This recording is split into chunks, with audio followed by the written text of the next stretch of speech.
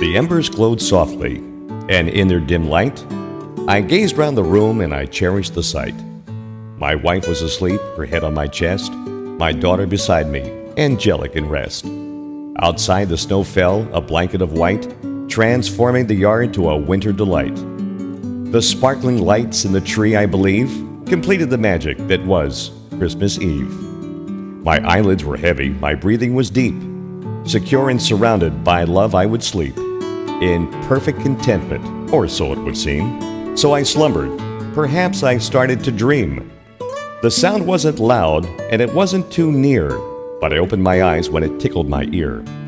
Perhaps just a cough, I didn't quite know. Then the sure sound of footsteps outside in the snow. My soul gave a tremble I struggled to hear, and I crept to the door just to see who was near. Standing out in the cold and the dark of the night, a lone figure stood, his face weary and tight. A soldier? I puzzled, some 20 years old, perhaps a Marine huddled there in the cold.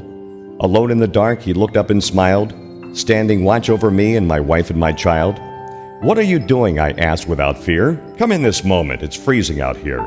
Put down your pack, brush the snow from your sleeve. You should be at home on a cold Christmas Eve."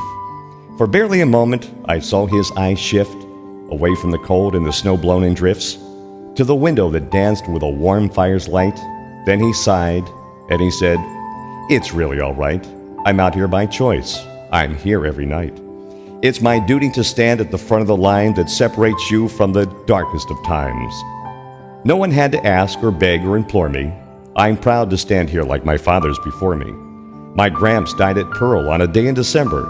Then he sighed, "That's a Christmas Gram will always remember. My dad stood his watch in the jungles of Nam, and now it's my turn, and so here I am. I've not seen my own son in more than a while, but my wife sends me pictures. He sure has her smile." Then he bent down and carefully pulled from his bag the red, white, and blue, an American flag. "I can live through the cold and the being alone, away from my family, my house, and my home. I can stand at my post through the rain and the sleet. I can sleep in a foxhole with little to eat. I can carry the weight of killing another, or lay down my life with my sister and brother, who stand at the front against any and all to ensure for all time that this flag will not fall. So go back inside," he said. "Harbor no fright. Your family is waiting, and I'll be all right.